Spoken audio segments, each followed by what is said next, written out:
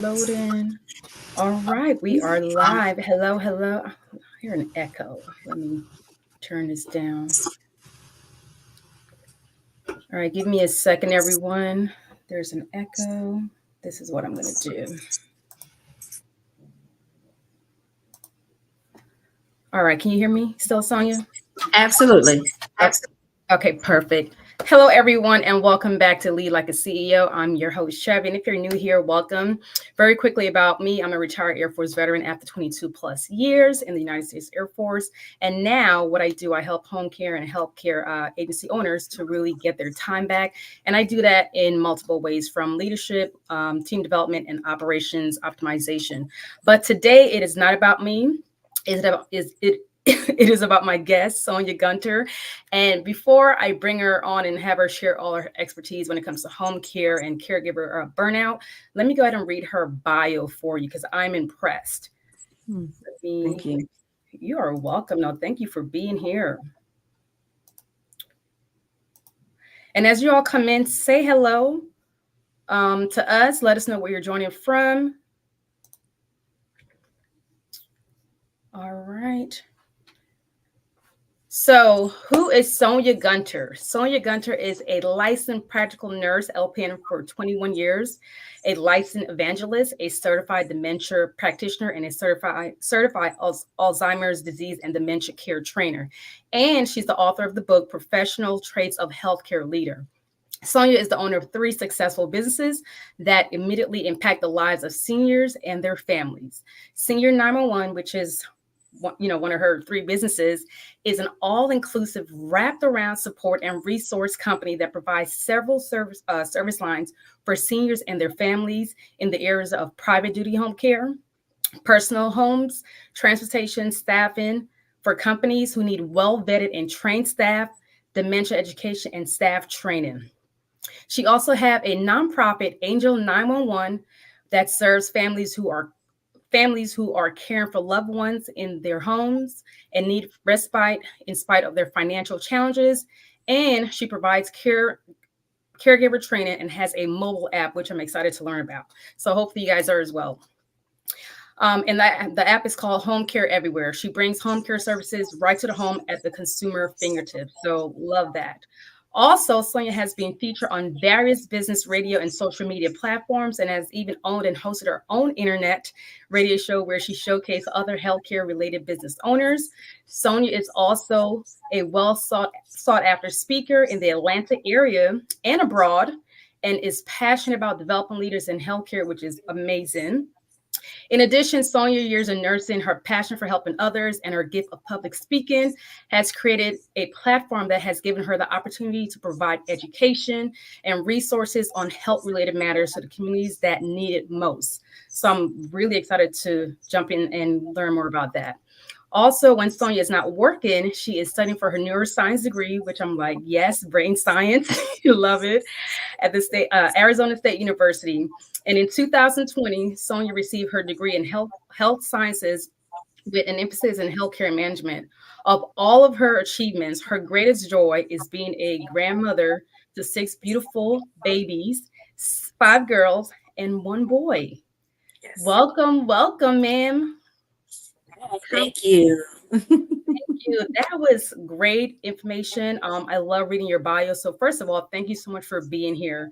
Definitely appreciate you taking time out of your busy schedule. Thank you for having me. You are welcome. So we learned, we got your bio, but I wanted you to share like who you are as an individual and how you got into this career field as an LPN for 21 years. That's great because so many times we talk about our bio and people say, do you really know the person though? Right. And so I'm everyday people. I am, you read the bio and it sounds like, oh, wow. You hear it back yourself. You're like, dang, I kind of got it going on a little bit. Right. But yes. I don't feel like that. I just do what I'm called to do. And so I am a living vessel. Period, point blank. I just help people where I can. I cry when I'm sad. I laugh when I'm happy. I'm angry at times. I'm just everyday people who's just on a mission to do what's right. And truly, truly every day live my life with, don't take a step until I'm directed, by God. So like that's it. How did I get into healthcare? My father, I was a teenage mom. I remember being 18 years old and just kind of lost, and had my daughter. And he said, you need to get a job in healthcare, because in healthcare, you'll always have employment. You're employable. But I tell people, what he didn't know is that I found it enjoyable. And Love so that. ended up getting to healthcare actually years before. I've been a nurse 21 years, but I've been in healthcare closer to 30, Oh, because wow. I started out in admin and I went to MA. I completely forgot about this. The other day I was thinking, I've actually been to MA school. So I got my medical assistant when I was like 19, 20 years old. I'm like, I forgot all about that, because like my life started after nursing. But I was an MA. I ended up doing some admin in a nursing home. And that was my first introduction to senior care. And then from there, I went to medical records at a hospital. And it was there that I said, let's look at this nursing thing, because nurses were coming in. And I found that to be, exciting. And, I was doing the math on paper. I can make this much money. Not realizing that you'll never make as much as the Yeah, job requires of you, requires. right? But Yes. when you're, that young and impressionable, and you're like, oh, okay, my check could be $4 or $5 more an hour. Let me go this route. And so that's how it started. And then it blossomed from there. Wow. Wow. That is a journey. As you were sharing, I was thinking about my military career, over 22 years and doing all the different jobs and different things. And yes, you're looking like, yes, more pay, but guess what? More responsibility. Absolutely. Absolutely. And responsibilities outweigh the pay. It Facts. just, Facts. especially in healthcare, I don't know. It's never, but you get paid in such other ways that Yes. you cannot put a price tag on. So Exactly. And I love yeah. how you shared, like, your dad said, hey, you need something that's going to sustain you financially for life, which in the healthcare Yes. space is true. But also, I love that you said, hey, this is also something that I found I'm loving this space. So it's not just Yeah. so Yeah. so definitely, because I think sometimes people get into positions or into roles because, hey, I can make all this money. And that's why I'm so passionate about connecting with business owners like yourself, because it's very mission driven and the impact that you're making on the lives of the individual and their families. So thank you for that. So how was your journey navigating, being a mom and going to nursing school? So the LPN program was 1 year. Back then it was 1 year. I know now people can go for like 6 months, I'm hearing, and there was prerequisites to get in. Like it was a lot more challenging. And I don't want to, maybe it's that way still, but from what I heard, I think things are a little bit lighter because they need people to get going. Yes. So then I had my daughter, my oldest daughter at that time was probably, oh man, 12 maybe. No, she wasn't. She was, because she was about 8 or 9, my oldest. And then I had my daughter, my second daughter at that point was about 2. And then I was pregnant with my son. So when I graduated nursing school, I was pregnant with my son. And that was in 03, and had him late 03. So it was a challenge. I remember going through pharmacology, and that was the breaking point for a lot of us. Like when we started the program, they was like, look to your left, look to your right, because somebody's not going to be here. Yeah. Like, okay, But that is so true though. but I'm like, dang, that's not encouraging, Yeah. So pharmacology came, and you had to have 100% on your pharmacology course in order to advance in the program. And it's all math, and I hate math. And so I remember I'm a real quick study. I do really well. It doesn't take me long to grasp information. So I was like, oh, I'm going to breeze through.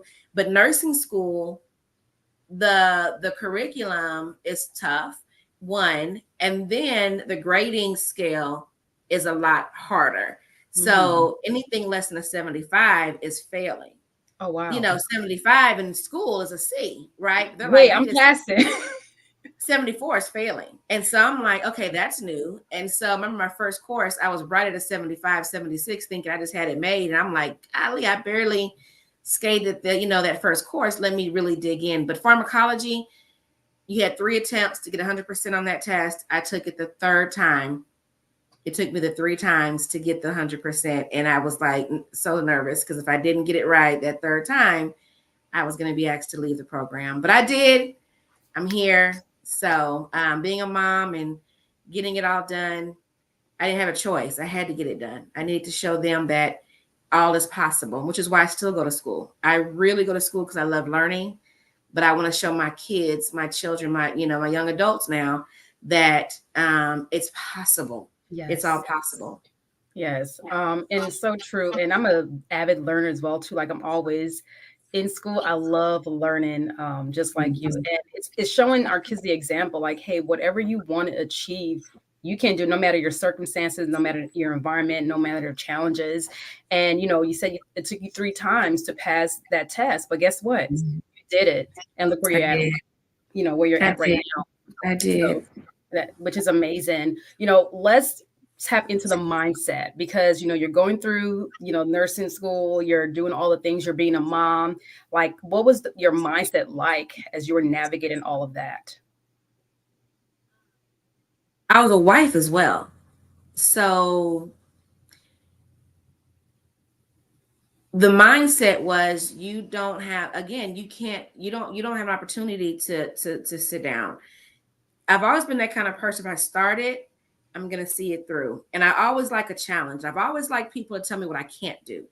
So, and I think my husband, he's played on that now. Because if he says I can't do it, I'm going to get in there and do it. And not so much anymore. Like, because he'll say, well, you can't cook that. And he just wants me to cook. And I'm like, I'm not cooking. Because you already know my skills. I'm not doing it. I'm for that today. I love that one. Yeah, but things that are like academic or that are really, with the business, it's a mindset of I'm not giving up, and I'm not quite sure where it comes from, because people say, well, where'd you get that from? I think I've always been a little bit of an overachiever, and some of it has been to my detriment, trying to prove who I am and that I can do it. But the outcome of it all has been for me. And I sit back now and I'm like, okay, girl, you did all right. So just holding in and just really rooting in and staying with it has been the mindset. You can't give up. People are looking for you. They're looking at you. They're looking for you. They're looking up to you.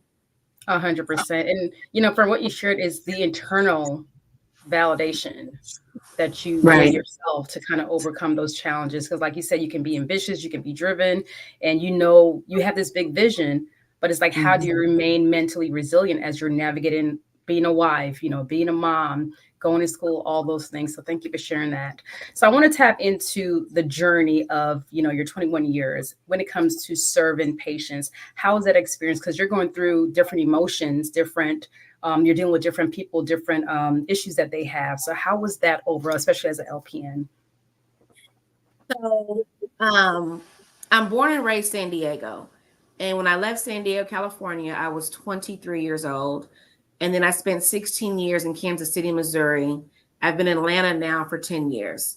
So I've had the first cultural pleasure of being able to work with people in the West Coast, the Midwest culture, and now the Southeast. And they all bring different types of energy.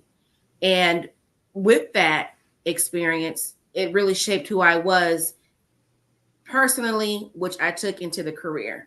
So I got my nursing in Kansas City. I did my MA and early stuff in San Diego, got my nursing in Kansas City, and really started my businesses here in Atlanta. And so I've done the gamut. I've done everything from pediatrics. I've done case management for youth in foster care. That was very, very awesome. I did hospice. I've done other leadership positions, QAPI, which is quality assessment, performance improvement type career paths. I've done it all. And so with the different cultural experiences in different parts of the country, coupled with my experiences in the different areas in healthcare, I've only had one hospital job, and that was in kidney and renal floor, the renal floor. And I did not like that. I did not like it at all. I like the ambulatory type setting or the nursing homes and things like that. So all of it shaped who I am today, and it was setting me up for leadership today. And so it's interesting because my dad would tell me, you quit jobs too much. He would get on me like, why are you always quitting jobs? But my dad's 85, right? And so he's 86, I just turned 86. So he's in that generation where you hold a job for 30 to 40 years, you retire, you get your pension, and sometimes you get a second job, which is what he did. He retired and got another job part-time. So, that's what was the way to go. But my resume reads like a book. But all of that experience allowed me now to be able to manage people from different walks, different experiences, different learning backgrounds. And so the journey has been fruitful. It's been eventful for sure. I discovered that I really enjoyed the senior care. Hospice is something I'm really passionate about, but I will never open a hospice. I say never, but that's not on my radar. But senior care in general, because it allows me, the minister in me gets activated in those roles. So I'm such a mentor, and I love to teach leadership as well. So I'm in such positions that this allows me to be the best of who God created me to be. Yes. Wow. I love that. So much rich knowledge and experience that you brought into that environment, but also to the lives of others. So how did you decide to transition to launching your own 3 businesses at that? So one, I had enough knowledge and experience that I said no more working for somebody else, right? That was the first thing. I didn't want to have to ask if I can take a day off to go on, to go on vacation. If I need a mental health day, that's not, I don't want to have to call in or figure that out. So what I have found though is being a business owner, I'm way more accountable now than I was before. Oh yes, we have to be. Yeah, so I still have to call in and let people know what's going on. I can't just disappear. But it has been, the journey for the businesses started with one, and then the vision. Just as I'm doing this, then this unfolded, and it's like all these different issues and problems. I'm like, wait, we can solve that too, though. If we just move this over here and put this in place, we can solve this problem. And so that's how it became different businesses, just being able to solve different problems and be able to keep it real clear and concise. So the messaging is not missed about what it is that we do, because that is sometimes confusing. Even today, we're doing a lot of cleanup of making sure it's very clear what all that we do, because we do so much. Yes. Yeah. Thank you for that. And yes, you do so much. So can you break down to us and to me and to my audience, what is it that your businesses does? I know you do transportation, training, all the things, but when it comes to, Senior 911, what does that entail? So Senior 911 started as private duty home care, which means we go into the homes. I have CNAs, I have PCAs, caregivers, I have nurses. They'll go into the home. People call us for services. It's private pay. They pay us for the amount of services they want, and I send the qualified staff to go. That's what it started as. But again, when I came up with the name Senior 911, it was kind of ambiguous. It didn't say private duty home care. So it allowed for an umbrella of services to then be developed underneath. And so from Senior 911, the private duty home care, which is the flagship, we said, okay, well, we have staff available that wants to work. Let's grab contracts with other hospice companies or communities or doctor's offices, and let's put staffing in place. So these girls have some work, these gentlemen as well have work to do, outside of the private duty home care cases. So that's how the staffing came about. Then it became, oh, well, we have a place that we really do a lot of business with, and they need transportation. Okay, let's go buy a van. That's how we have Senior911 transportation, and it is growing like crazy. So we bought a van, and now we're doing. I mean, we get calls all the time just from this one contract for transportation. It has really grown tremendously. I mean, in 2-3 months, it's really grown. Then we have care homes, which I've always wanted to have something in honor of my father. And I love the care piece. I'm not so keen on the business side of things. I've learned a lot in 2.5 years, more than I probably want to know. But it's okay. Had to know it, right? It's a learning. That's part of being the CEO. You got to know it. You got to know your book. One of my business mentors, she told me, you better know your business inside and out. And so I take that to heart. I know everything, the financials. I know the bills are coming in and out. And for each business, what's happening, what's going down to who called out and why they called out. I'm in the weeds right now, which I'm hoping that changes in the next 6 months. But so then the care homes were born. And so private duty care homes, the personal care home. And I love it. So I've worked in communities before. I've worked in areas where, as the executive director, as a health and wellness director, sales director in these senior living communities, I saw culture that I was like, this could be better. How can I bring my expertise into this and my touch to make the culture better that I felt like would bring better caregivers and better climate? So that's how the care home started. So, wow. And we're gonna grow that. Yeah. So I am like so impressed. Like, one, the ambition, the motivation, the drive, the determination, and you're meeting the needs of people, but also you're creating jobs and opportunities for individuals. Yes. And that is no greater feeling than knowing you help somebody with their Christmas. Yes. Or that, you're helping people put food on the table, or you're helping with the economy in the city, in the state, and the county that you serve. Like, it's something. It's humbling. It really is. And then we created the app. The app was another solution-based business. Is that a free app? Or does the individual have to pay? Like how does that work? Free. It's a free app, accessible to anybody who wants to get on. HomeCare EveryWhere. It is a big deal. And when I created this app, and people heard, I had an NDA with my app developer, and he's like, oh my God, like, I'll give you discount on the app development if you give me 10% of the business, because this is about to be explosive, and I didn't create it to be explosive. I created it to answer a problem. And I always say, stick to the mission. Don't get in business for the money, because that's where you're going to fail. Because when you have those ups and downs, those ebbs and flows, and that banking account is not looking right, you got to keep going. I know. You got to keep going. And so you have to stick to the mission.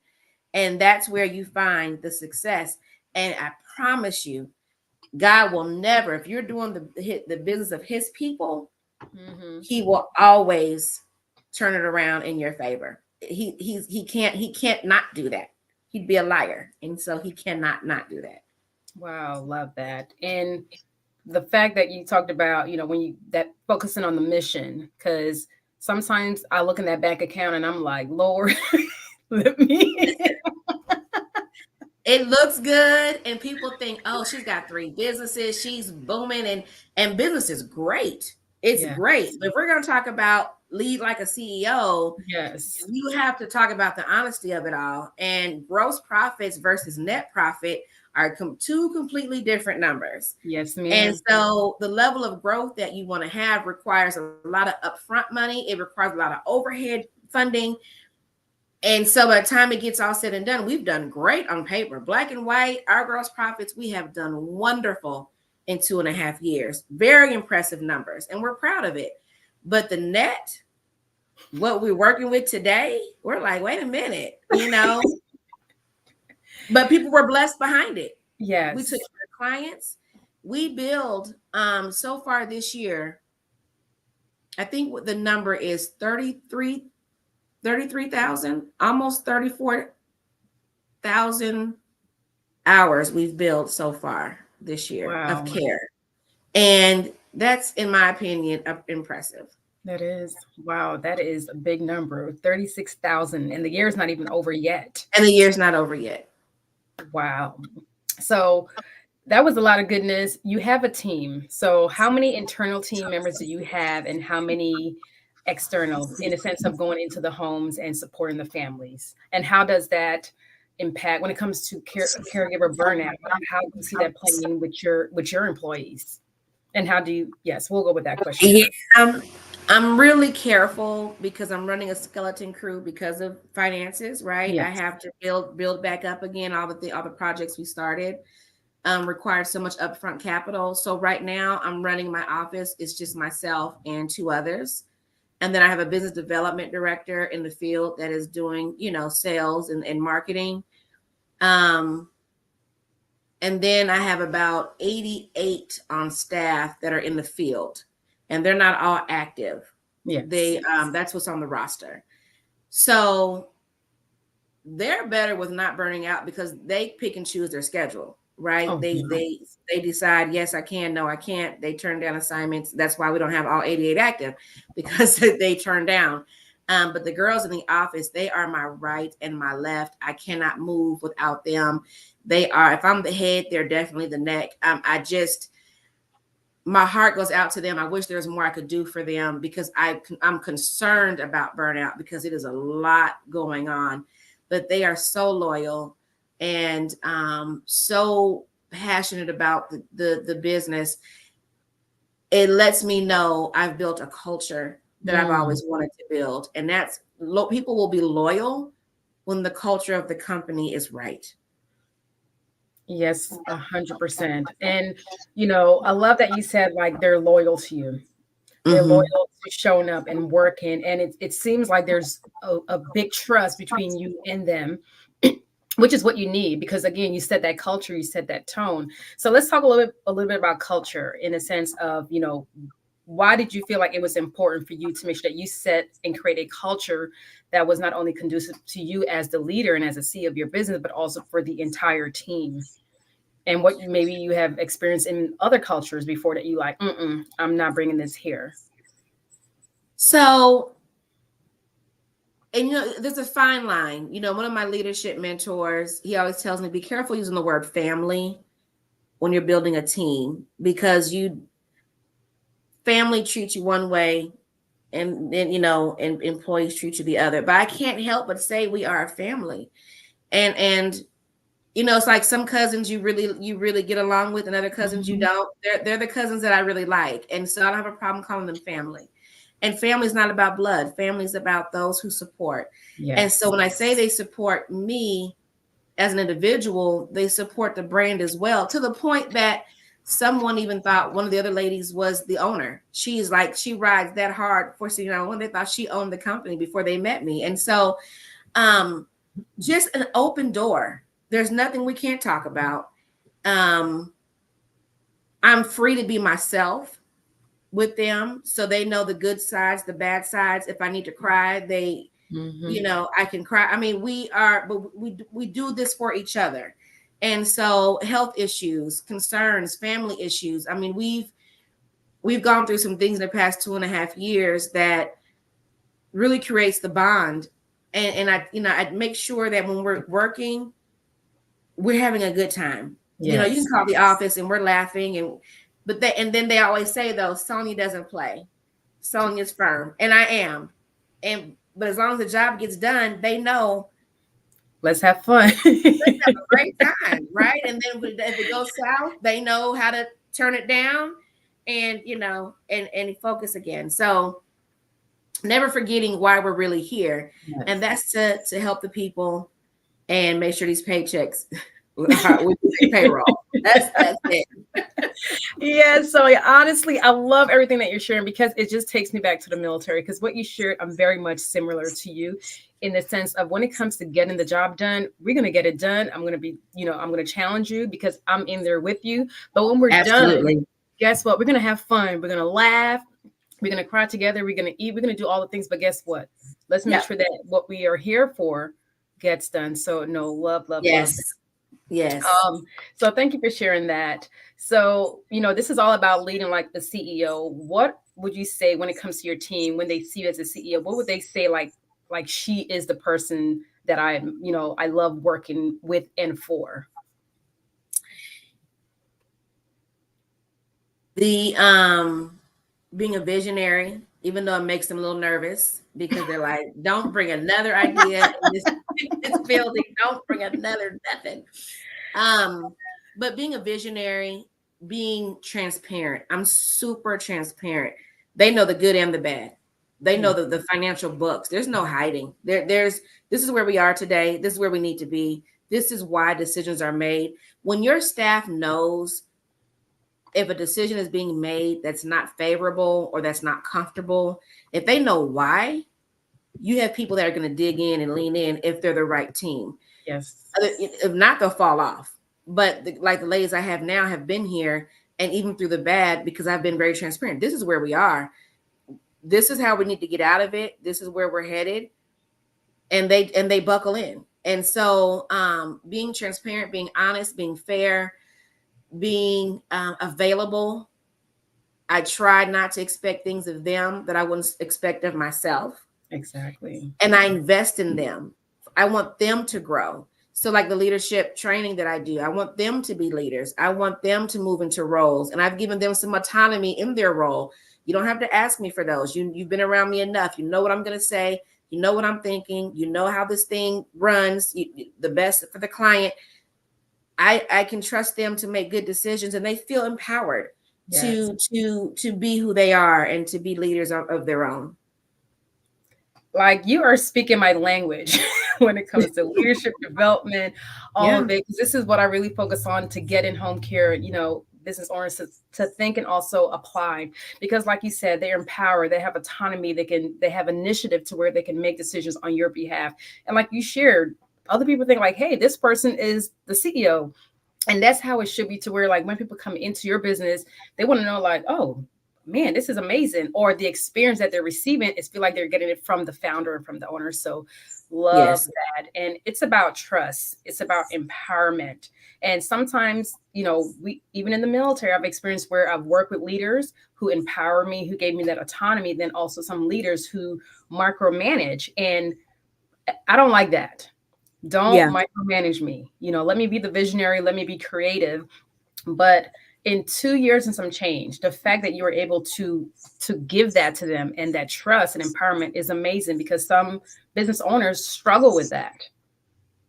I have a control issue. That's so funny because I like to control things, and we did the DISC assessment with everybody on the team, where everybody is and how we communicate with each other, because we had some communication issues in the office at one point and people getting feelings hurt and all the things. But and I do like to control. The DISC assessment has me as the conductor, like off the charts as a conductor. I don't have a lot of green or blue. If you're familiar with the DISC assessment, yes, I'm full red. I mean, like my red is like 98%, and then the green, the blue, the yellow are super low. It's almost embarrassing. I'm like, how am I a nurse? I have no green, like really, but it's just the red is dominant for sure. Yes. And so I am that person, but they have shown me such great strength and thought process and what they're doing. And I trust them in what they bring. They helped build the brand. I mean, they have really been instrumental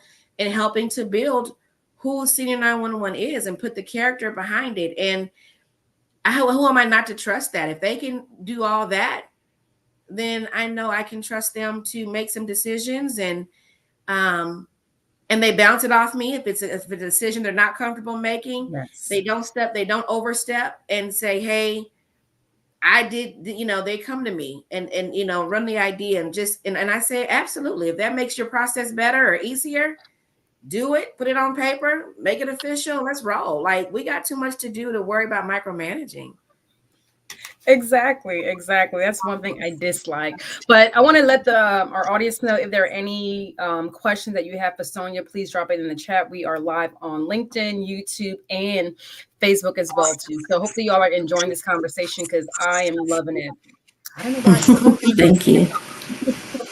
Yes. Okay. So you shared a lot of information about your team, what you all are doing, and then education is very at the top of your list because you're going back to school Mhm. to get your neuroscience degree. So tell us Mhm. about the training and do you have a certification that you provide, or is it more just the training workshops and so forth for other practitioners?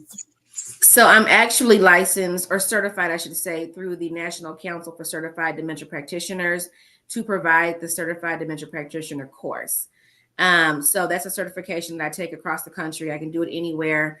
I've done it here in Georgia and Missouri as of up to date, but it can go anywhere. So if anybody's interested, the curriculum travels.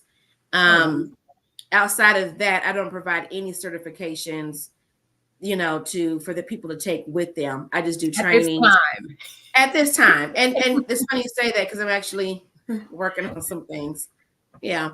I do provide training for caregivers that I've created for them, for my angels, for the nonprofit, the Angel 911 nonprofit. So there's a curriculum there. And I have done some trainings with other companies that wanted to partner with us. And so, did a 2 hour, training with their people. And so I do some things, just getting them as, certified type programming, but it's some things I'm working on. That's good. That's good. I like that. So, what made you decide to focus on that specific area of dementia when it comes to serving senior citizen? So, when I started Senior 911, I was just leaving an all-inclusive memory care community where I was working with families who were looking for, a community to move their loved one to, that were struggling with dementia or living with the challenges of dementia.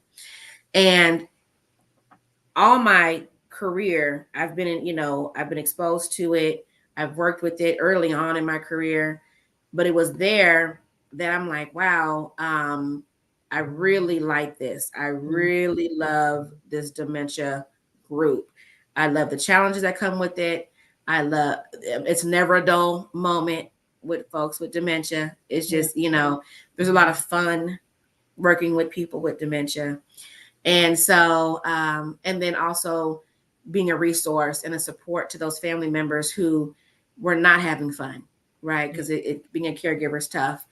And so when I started my business, it was the love that I had working in the community and kind of just built the niche around that. And so we've become very well known as the home care provider that deals with dementia. And I really, really dug in. I mean, dug in and became certified in different things and reading and learning and joined the Alzheimer's Association as a community educator. And it's just like several things just kept getting dropped in my lap. And it just was second nature. Wow. Wow. Thank you for sharing that, Sonia. And, I'm thinking about my mom, she's no longer here. And, before she got sick, she was a home health aide for over 10 years, where she would, go into homes and provide services to individuals. But then as, her health started declining, I noticed like she will forget things easily. And she wasn't diagnosed with dementia, but just from observation, and I wasn't, aware of all the things dementia, but looking back, it could have been maybe a start of that as she was declining. So wow, I love that. And how do you plan to bring the neuroscience aspect of your degree into this space? Well, dementia, there's cognitive neuroscience. I mean, you can't talk Yes. about dementia without talking about the brain. I mean, Yeah. that's what it is. And Hmm. so the neuroscience degree is because I'm just I love brain health.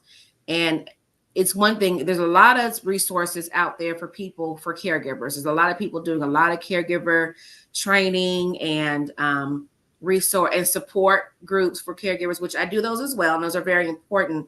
But let's talk about prevention. Let's talk Yes. about how the brain is operating and what we're doing to our brain. And so that for me is an area that I really want to dig more into.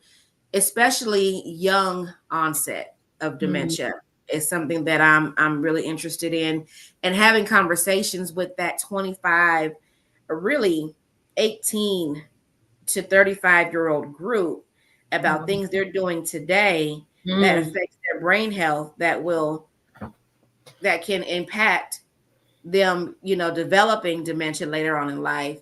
By the time they're 65, 70 years old, we've missed it. We're having a conversation. This is what dementia is. This is how, but we're there now, right? So how do we prevent getting there? And so there's a lot of education that can be had. And that's my main focus, and why the neuroscience degree is so important to me. yes, yes. I love learning about the neuroscience. And thank you for sharing that. And I think what you just shared is so going to be impactful for the 18 to 35-year-olds. And just understanding your brain and what's going on. And like you said, Mm-hmm. prevention. Because Mm-hmm. I got Mm-hmm. certified, in neuroscience. I have a certification because I was like, oh, I've dealt with anxiety. Let me get into this and learn more about what's going on with the brain during, when I'm 18. Absolutely. So I love that. And maybe I'll go back and get my neuroscience degree. but, Yeah. Yeah. but Yeah. we'll see. Wow. So what are some things, because you sure, is prevention about even like for the young adults who are 18, because I have a 19-year-old daughter. And I tell her, being a mom, you're always telling your kids, hey, have fun, but also think about what you're doing because it will impact you long term. So, what is maybe 2 to 3 things that they might be doing right now as a young adult and not caring that could lead to dementia in the future? So, excuse me.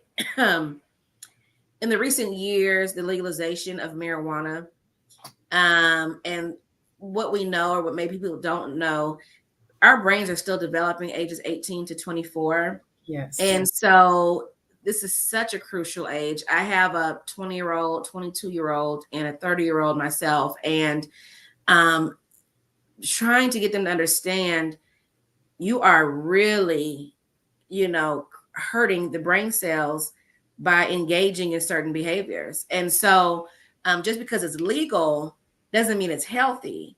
And so the use of marijuana, or THC in general, the use of alcohol, which, hey, you're 21, what's the first thing they would say? You're legal to go buy liquor. Yes. Our brains are still developing.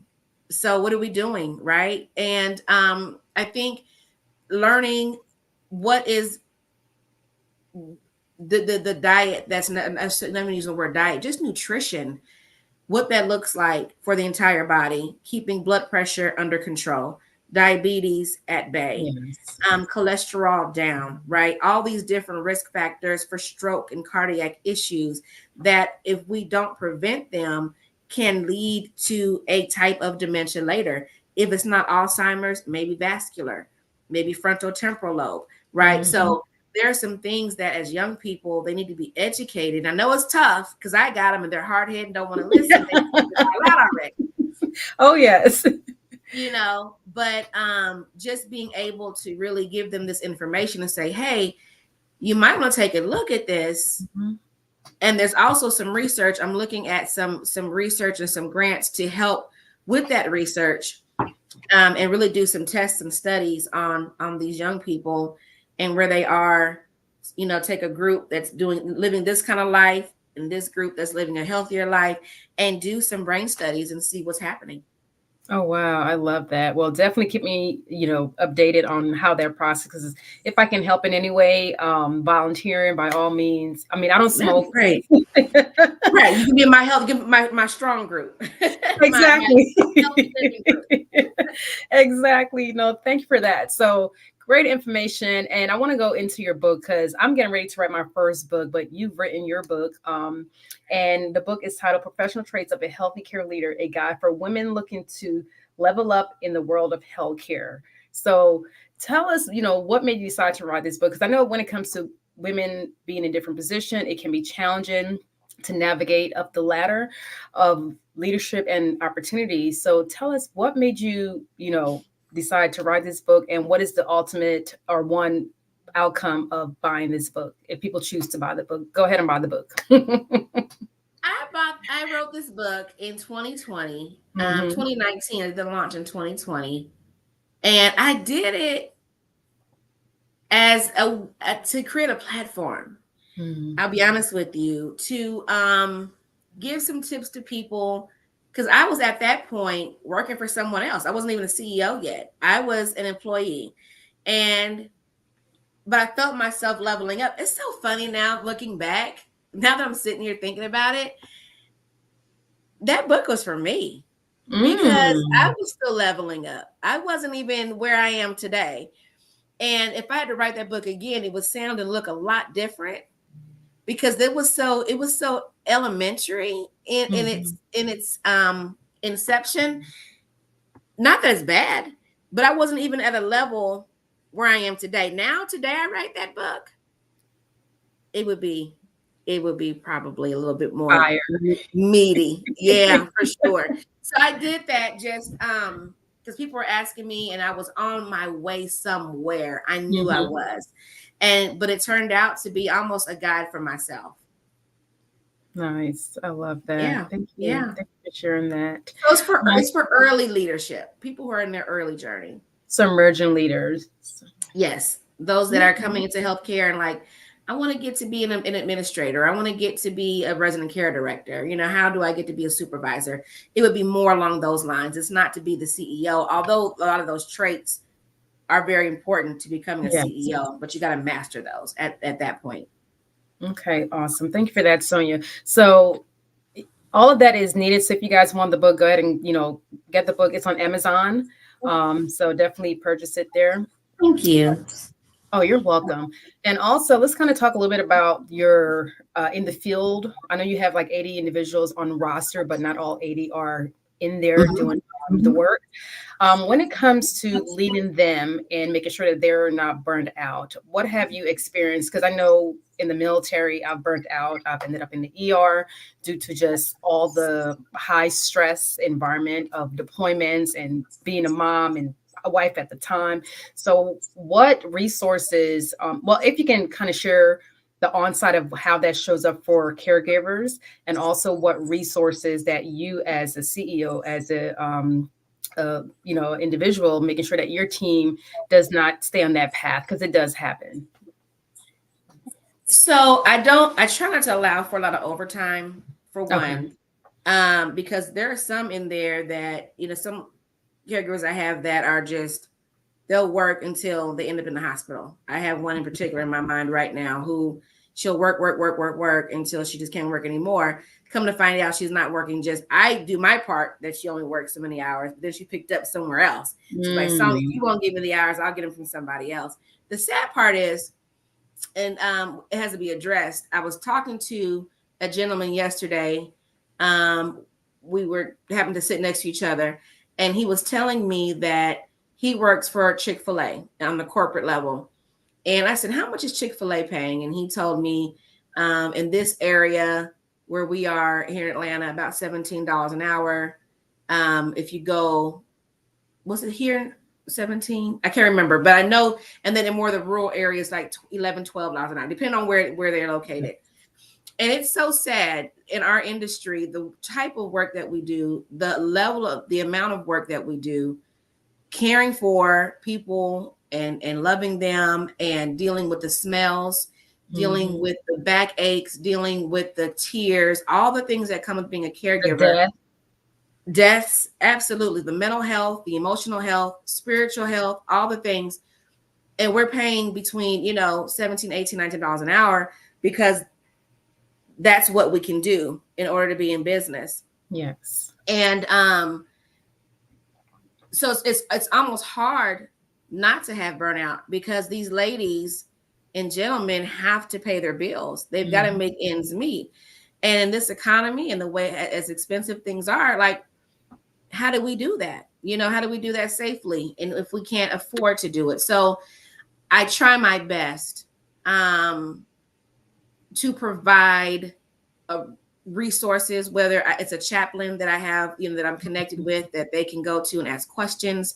If they come and say, hey, I want to go to CNA school, I do my best. If they want to, upgrade, their certifications, I do my best to pay for that where I can, and support their career growth. If they want to come, if they need to borrow funds for groceries, whatever I can do, I try to do.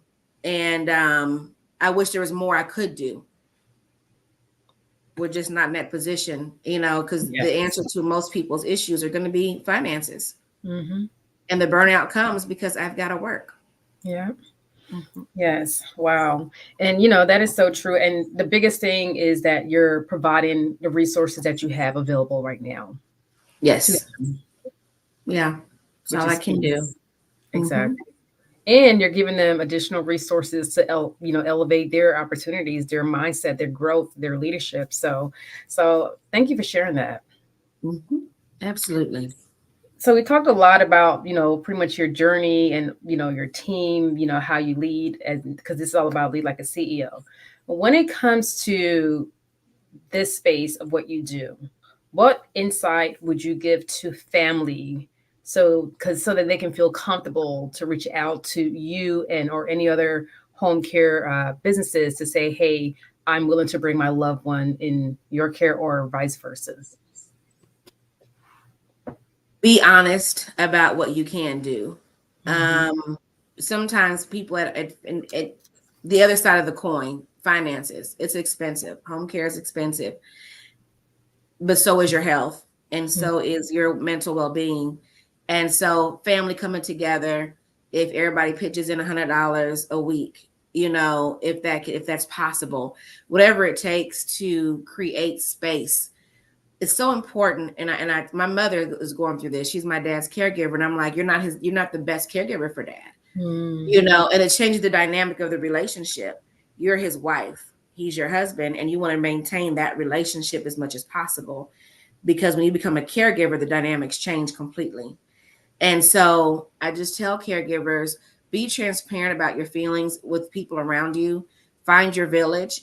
It may not be your family, it may be church, it may, like we said, family is not always blood, it's those who support you. Mm-hmm. Find those that are going through the same thing. Look online, support groups for caregivers. They're all over. There are resources that you just have to tap into, and utilize them. If the opportunity presents, just use it. Be transparent. I'm not the best caregiver. I need a break. I need respite. That's what respite is. It's just a break, and tap in where you can. Wow, love that. And your service is able, because like you said, you have the private, care, you have the home care where you come to them, and well, not you, but your staff, or maybe you, I don't I know. do too. Yeah, I went to Yeah, go see somebody yesterday. that's what I'm talking about. Lead like a Yeah. CEO, lead by Yeah, example. I had to do a catheter change yesterday, and I got to give some shots on Friday. So yeah, I'm out there too still. Love it, love it. I applaud you and applaud what you all are doing, because it is so needed. Because even as I post, earlier today, I'm reposting, us being here live, like we're aging as well too. And I Mm-hmm. hope, Mm-hmm. I sent to my email list, I'm gonna turn I'm gonna turn 43 on Friday. And as Happy I'm getting, birthday. oh, thank you. And I'm Mm-hmm. thinking, I pray that when I get to that point of, and I know it can happen, dementia at any point, due to how we're treating ourselves and how we're Mm-hmm. living, but you never know, it can still happen, and you can be healthy and all of a sudden things just, Go left. happen. Yeah, Exactly. yeah. So I pray that I continue to be in this mental health that I have as I age. And if I do need services, I have resources and businesses like yours and so that my family is not burdened as well to trying to take care of me, because it's a lot. Absolutely. It is a Mm, lot, for sure. For yes. sure. So where can people find you, and how can, if they want to work with you, where can they find your services? Online, I say, is the best place to look. Look at our website. But right now, we're in 14 counties in Georgia, and we're growing. I'm in all the major counties and the major surrounding counties next to them. So that's for the private duty home care. For care homes, I'm in Roswell, Georgia. And for training and education, it's anywhere. And for the nonprofit, it's anywhere. We're building that. So that will be open wherever the need is. Okay, perfect. And they can just go to senior911.org to get all of this information. Absolutely. Okay, perfect. Any final words for the audience based on when it comes to home care, healthcare? Um, it's not as glamorous as it looks. I see so many people getting in the industry. They're excited, and be excited. Everybody's needed to make a difference. But buckle up, tie your shoelaces tight. This is not easy. Um, it's not for the faint, and it's going to take more than 6 months of having your permit and ready to go to get it going. It takes a lot of work. And being a CEO, you work more now than you will ever work for anybody else if you want to be successful. So if you're becoming a CEO just so you don't have to go into somebody else's clock, you're not going to have the success that you're looking for, because you have, it's a Yeah. lot of work to still do. But it's so much more fulfilling. So if you have the grit and the wherewithal, hey, it's wide open. Find the solution to a problem. Awesome. Love it. And you did. First of all, thank you so much, Sonja, for being here and sharing your wisdom. This was very insightful, honestly. So thank you so much. Thank you all for joining. If you're watching this later on, #replay, and you have our information, you can reach out to Sonja. If you have a parent or a loved one who would need her services in those counties within Georgia, or if you would like training, by all means, reach out to her. But thank you all so much for joining, and I will see you all next week. That sounds good. Thank you.